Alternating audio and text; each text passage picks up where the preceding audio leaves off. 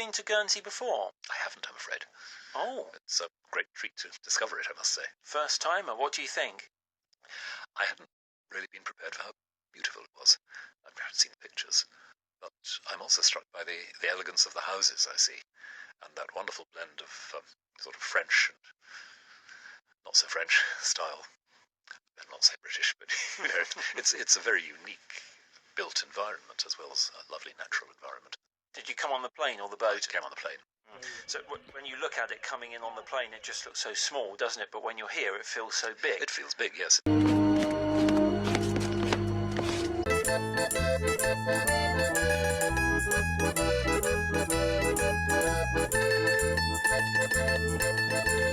It feels big, yes. It's, well, a substantial community, isn't it? Is it 50,000, 60,000? About 65,000 in total. Yeah.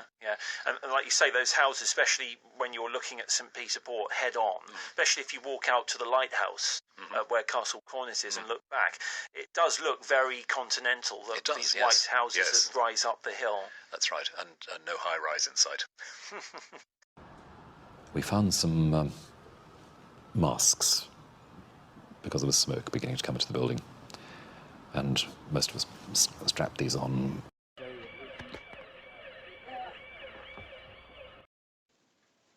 Good evening, Rowan. It's the 24th of June 2018 and it's just before midnight. And obviously this is my usual Sunday evening video to reassure you that I haven't been seducing any priests over the weekend, so you can relax. Nor have I been hanging round the Catholic parish of St Urbans hoping to bump into any pretend astrophysicists in order to save your skin. And nor have I come out as a lesbian in order to save your gigantic ego. So everything is exactly the same as usual. Nothing ever changes. Anyway, this evening I thought we could continue our chat about the radio interview that you did, which was broadcast on BBC Radio Guernsey on the 11th of June 2018. I'm not going to say too much about it, actually. You've seen a bit of it already.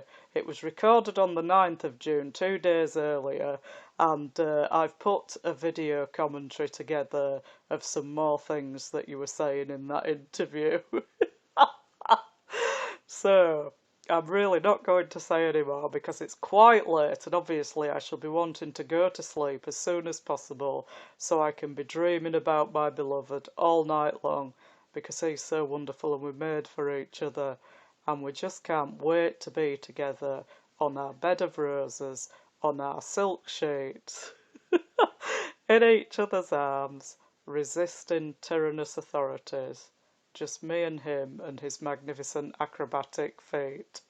And of course your wife will be doing the same with her hot sexy Rastafarian boyfriend. The moment that you're out of the picture. If she's not doing that already, I mean. So the one thing I will say is that there's a video clip from a time when you were visiting Africa, when you were Archbishop of Canterbury, and you're preaching there, and this is yet another occasion, as if there need to be any more, where you're presenting yourself as a Christ figure, setting yourself above other people. So that's the only thing I'm going to say about it, and it's not even about the interview, it's just about a clip I've put in as part of the video commentary. So you shall be back in Blighty this week, so don't forget to be alert, because I will be turning up to make a citizen's arrest for terrorism, and also to ask you those awkward questions that I've still got up my sleeve.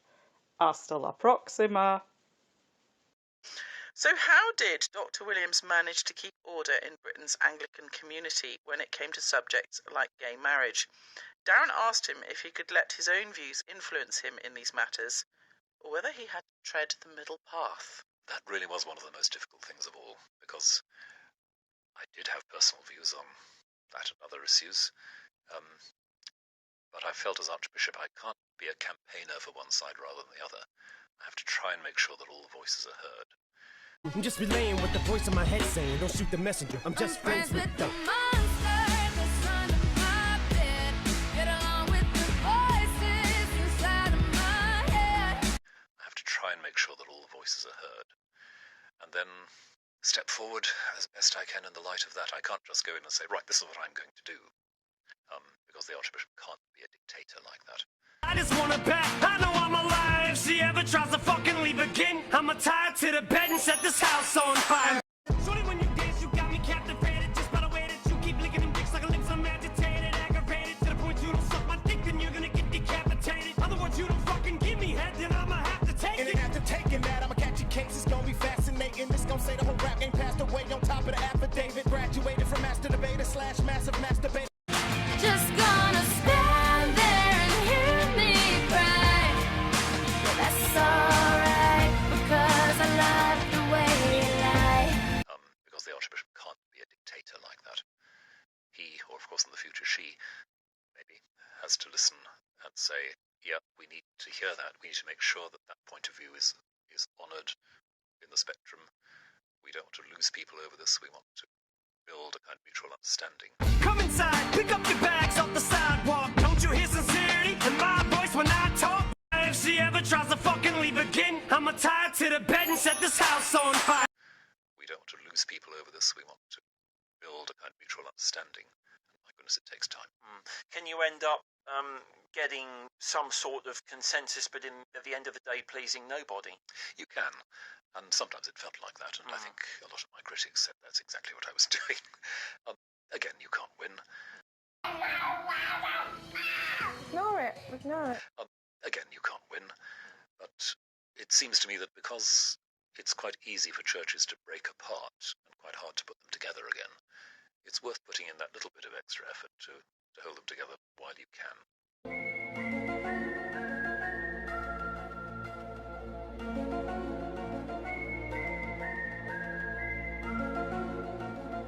There may come points where divisions are unavoidable. One hopes not.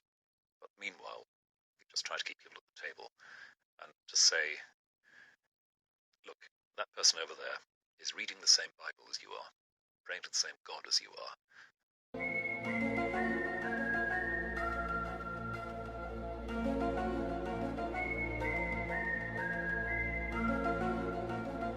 I control all your thoughts and all your moves. I'm in the Illuminati. I'm in the Illuminati. I'm in the Illuminati. I'm in the Illuminati. Look, that person over there is reading the same Bible as you are, praying to the same God as you are. And while you may think completely differently from them about women bishops or gay marriage, just bear in mind that it's the same Bible and the same God, and that's actually quite a lot to have in common. Give it up. You want my juicy red lips. No lie. Burn it up. No papers buying my love. Little rich boy. Little rich boy. Just bear in mind that it's the same Bible and the same God, and that's actually quite a lot to have in common. Can I ask you what your views are on gay marriage? I wasn't convinced that that was the right step forward. I've been very much in favour of absolute equality of civil rights and civil dignities for gay people. Bong, bong, hey, put me a beer. No pretty drinks, I'm a gay out here. Rolling money like a pimp. My BITCH is on my dick like this. But I've been very much in favour of absolute equality of civil rights and civil dignities for gay people. I wasn't sure that marriage was the right model, if you like, for a legal partnership, given that we had civil partnerships available in the UK. But, that's an argument we lost. The situation now is that we have it. The church is still wrestling with the rights and wrongs of whether it should give any kind of blessing or public sanction to that, and at the moment doesn't feel able to do that. And I don't think this is going to go away because We are the Borg. Lower your shields and surrender your ships. We will add your biological and technological distinctiveness to our own. Your culture will adapt to service us. Resistance is futile. And I don't think this is going to go away because there's a lot of disagreement within the church about that. When I say the church doesn't think, I mean the leadership of the church doesn't. Plenty of people in the church want to see change. So it'll be with us for a while. The African priests generally are very much against, They're aren't very they? much against it. And that was what was in the news a few years ago, wasn't it? That there could potentially be a whole split in the Anglican community. Could you ever see that happening? It's always possible, and I think in my time it came very near to happening. And it's made a bit more complicated, I think, because some of the Africans will say, well, look, you British and Americans, you've come ordering us around for the last 150 years and telling us what to do about X, Y, and Z. And frankly, this just feels like another example of you coming along and ordering us around. So, no thanks. And you have to bear in mind that dynamic as well. Yes, that's that whole colonialism thing that it harks back to, yeah.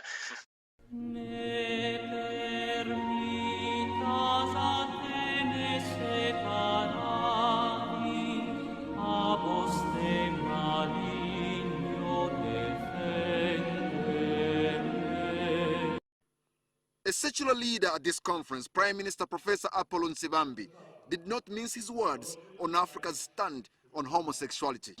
Africa has been exemplary, at least in not accepting homosexuality. Delivering his sermon, the Archbishop of Canterbury asked the church ministers to show compassionate love even to those who are hated and persecuted. The Good Shepherd does not abandon his flock when they are at risk. He shares their danger. It is only the hired man who will run away because he doesn't have the passionate attachment to the flock that the Good Shepherd has. It appears the center of gravity of Christianity is shifting from the global north to the south, and Africa is the main focus. Patrick Kamara, NTV, Entebbe. Rowan Williams never served in a parish a day in his life. And because of that, he brought into his office an idea that I'm not the Vicar of England, I'm the chief teacher of England. I'm a cheerleader for theological issues. He had no sense of what it was to be an archbishop or to be a bishop.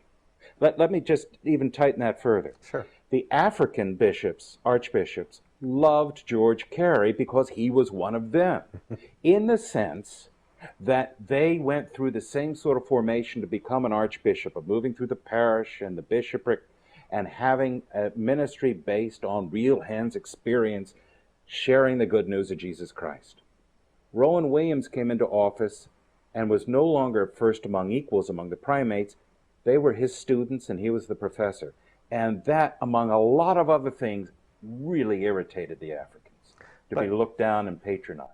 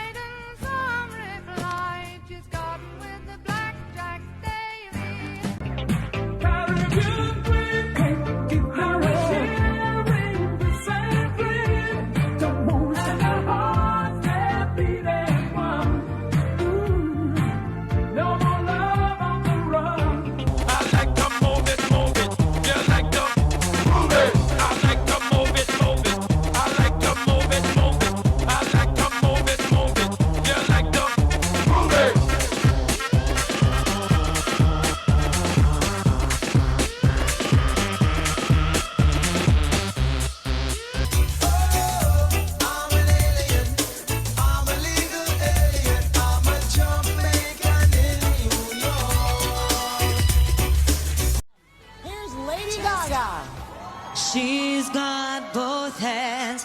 She's got both hands.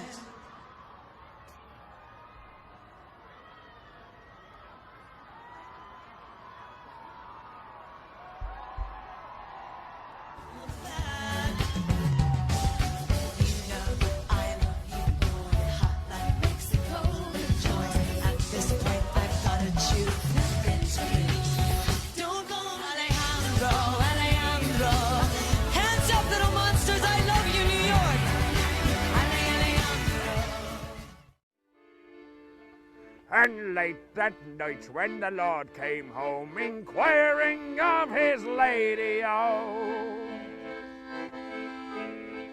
the servant said on every hand, she's gone with the raggle-taggle gypsies, oh. The footman memorized the number, but the prince still holds both the slippers. A new dream of palace for a bed sit and Canterbury tales. Canterbury tales. Don't try to change me, you're wasting your time. Now I got something much better in mind. Robert De Niro's waiting, talking Italian.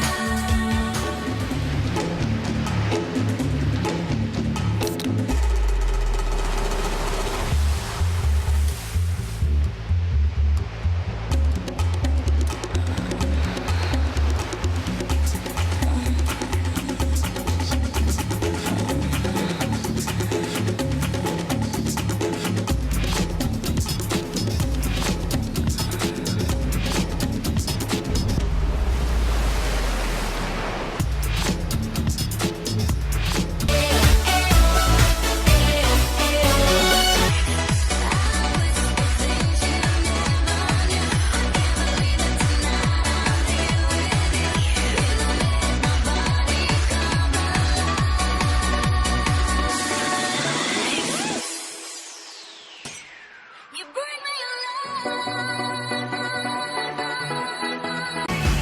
He's a bad, bad boy. I'm a bad, bad girl. And we're getting bad.